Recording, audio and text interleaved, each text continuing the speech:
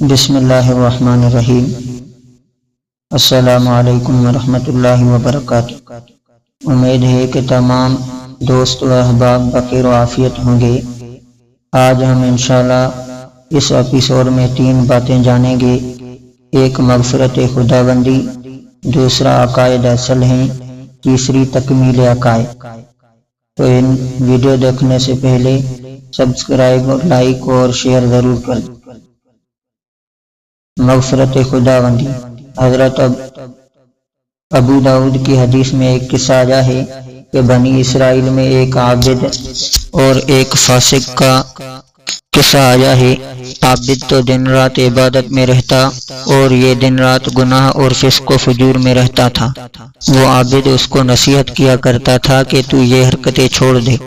اس نے کہا کہ میاں تم اپنے کام میں لگو، مجھے میرے حال پر چھوڑ دو، میں جانوں میرا خدا جانے۔ غرض ایسا فاسق تھا کہ نصیحت سے بھی باز نہ آتا تھا۔ ایک روز عابد نے اس کو کسی برے عمل میں دیکھا تو غصہ میں آ کر کہا کہ تجھے خدا تعالی ہرگز نہ بخشے گا۔ یہ دعوے کا لفظ تھا۔ اس کے بعد دونوں کی موت آ گئی۔ حکم ہوا کہ عابد کو دوزخ میں لے جاؤ اور فاسق کو جنت میں لے جاؤ۔ اور عابد سے کہا گیا کہ کیا میری رحمت تیرے اختیار میں تھی جو تو نے میرے بندہ پر قطعی حکم لگا دیا کہ تجھ کو خدا تعالی ہرگز نہ بخشے گا۔ اب ہم تجھ کو دوزخ میں لے جاتے ہیں اور اس کو جنت میں، اگر تجھ سے ہو سکے تو روک لے۔ یاد رکھو جو شخص اسلام کا دعویٰ کرتا ہو، یعنی زبان سے مسلمان ہونے کا اقرار کرتا ہو، تو وہ اس وقت تک کافر نہیں ہوتا جب تک کسی ایسی بات کا انکار نہ کرے جو ضروریات دین میں سے ہے۔ مثلا نماز کے فرض ہونے کا انکار کرے، یا روزہ کے فرضیت کا انکار کرے، یا اور جو چیزیں ضروریات دین سے ہیں ان میں کسی کا انکار کر لے، تب تو البتہ اسلام سے خارج ہو جاتا ہے۔ اور جو ضروریات کا انکار نہ کرے، ہاں عمل میں سستی کرتا ہے، تو وہ گناہ گار ہے۔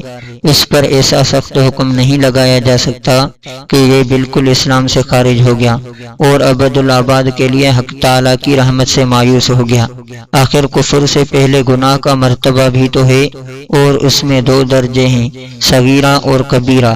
اہل حق کا عقیدہ ہے کہ گناہ کبیرہ سے بھی خروج عن الاسلام نہیں ہوتا اور اس پر خلود فی النار نہ ہوگا، اور یہ بھی عقیدہ ہے کہ شفاعت اہل کبائر کو پہنچے گی۔ بڑے سے بڑا کبیرہ بھی اگر کوئی کرے اور ساری عمر کرتا رہے اور کبھی اس پر نادم بھی نہ ہو، نہ توبہ کرے اور مرتے وقت بھی توبہ نصیب نہ ہو، تب بھی اہل حق کا یہ عقیدہ ہے کہ اس کو خلود فی النار نہ ہوگا، چاہے اس کو 1000 برس تک دوزخ میں رہنا پڑے اور گناہوں کی سزا میں چاہے کیسا ہی سخت سے سخت عذاب بھگتنا پڑے، مگر کبھی نہ کبھی دوزخ میں سے ضرور نکال لیا جائے گا۔ دوسری بات ہے عقائد اصل ہیں۔ رسول اللہ صلی اللہ علیہ وسلم فرماتے ہیں، من رأى منکم منکرا فلیغیرہ بیدہ فمن لم یستطع فبلسانہ فمن لم یستطع فبقلبہ وذلک اضعف الایمان، کہ جو کوئی تم میں سے امر منکر کو دیکھے تو اس کو ہاتھ سے مٹائے، یا زبان سے یا دل سے۔ یہ مقتضا ہے امر منکر کا شرعاً۔ پھر یہ کیا غضب ہے کہ ہم لوگ امر منکر کو دیکھ کر نہ ہاتھ سے روکتے ہیں، نہ زبان سے نہ دل سے نفرت کی جاتی ہے، بلکہ اعمال میں کوتاہی کرنے والوں کے ساتھ وہی بشاشت ہے، وہی دوستی ہے جیسے کامل ایمان کے ساتھ ہوتی ہے۔ گویا آپ خدا تعالی کی طرف سے وکیل و مختار ہیں کہ جس چیز کو چاہیں معاف کر دیں اور جس منکر سے چاہیں قطع نظر کر لیں۔ تو بات یہ ہے کہ لوگوں نے عقائد کی اہمیت سمجھنے میں غلطی کی ہے۔ وہ یہ سمجھ گئے کہ اہمیت عقائد کا مطلب یہ ہے کہ اس کے بعد اصلاح اعمال کی ضرورت ہی نہیں، اور یہ بالکل غلط ہے۔ اس لیے اس اعتبار خاص سے اعمال زیادہ محتم بشان ہو گئے ہیں۔ اس واسطے یہاں کلام کو تواصی بالاعمال کے ذکر پر ختم کیا گیا، تاکہ اس طرز خاص سے مخاطب کو معلوم ہو جائے کہ گو اعمال عقائد سے ذکر میں مؤخر ہیں، مگر ختم کلام پر مذکور ہونے سے ان کی اہمیت بھی مطلوب ہے اور وہ بھی محتم بشان ہے۔ سو یہ اتنی تو ضروری چیز، مگر ہماری حالت یہ ہے کہ اعمال کی طرف سے ہم بہت بے فکر ہیں۔ اس میں شک نہیں کہ عقائد اصل ہیں اور اعمال فروع ہیں۔ تیسری بات ہے تکمیل عقائد، عقائد کی تعلیم سے تکمیل اعمال بھی مقصود ہے، یعنی عقائد کی تعلیم اس لیے بھی کی گئی ہے کہ ان سے اعمال میں کام لیا جائے۔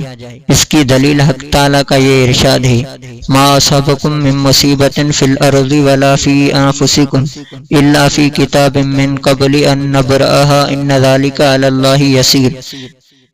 تم کو جو کچھ بھی مصیبت عرضی یا سماوی پہنچتی ہے وہ سب مقدر ہو چکی ہے قبل ازیں کے مصیبت کو پیدا کریں، یعنی اور چونکہ خدا تعالیٰ کا علم کامل ہے اس لیے بے شک یہ بات خدا کے لیے آسان ہے کہ وہ ظہور سے پہلے مصائب وغیرہ کو مقدر کر دیں۔ اس کے بعد فرماتے ہیں لِكَيْ لَا تَأْسَوْا عَلَى مَا فَاتَكُمْ وَلَا تَفْرَحُوا بِمَا آتَاكُمْ۔ یہ مضمون تم کو اس لیے بتلایا گیا تاکہ تم کسی فوت شدہ چیز پر غم نہ کرو اور حاصل شدہ چیز پر اتراؤ نہیں۔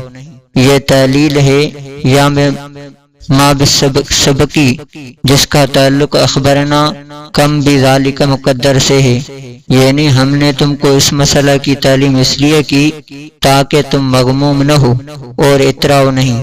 اب غور کے قابل یہ امر ہے کہ لام کے غایت کے واسطے لایا جاتا ہے اور اوپر مسئلہ تقدیر کا ذکر ہے تو اس کی علت و غایت وہ دوسری آیت میں بتلائی گئی ہے۔ مطلب یہ ہوا کہ ہم نے تم کو مسئلہ تقدیر اس لیے تعلیم کیا ہے کہ جب تم اس کے معتقد ہوگے تو تم کو حزن و فرح نہ ہوگا، اور مسئلہ تقدیر کا یہ اثر مشاہد ہے۔ جو لوگ تقدیر کے معتقد ہیں وہ مصائب و حوادث میں منکرین تقدیر کا سے زیادہ مستقل اور ثابت قدم رہتے ہیں۔ تو اس آیت سے معلوم ہوا کہ مسئلہ تقدیر کا ثمرہ ایک عمل بھی ہے، یعنی حصول تفویض و توکل، اور اس کا عمل ہونا ظاہر ہے۔ پس عقائد ہر چند کے خود بھی مقصود ہیں مگر ان کو تکمیل عمل میں بھی بڑا دخل ہے اور یہ دخل مطلوب بھی ہے، جیسا کہ آیت میں لِكَيْ لَا تَأْسَوْا یعنی تاکہ تم غم نہ کرو سے مستفاد ہوتا ہے۔ وَمَا عَلَيْنَا إِلَّا الْبَلَاغُ۔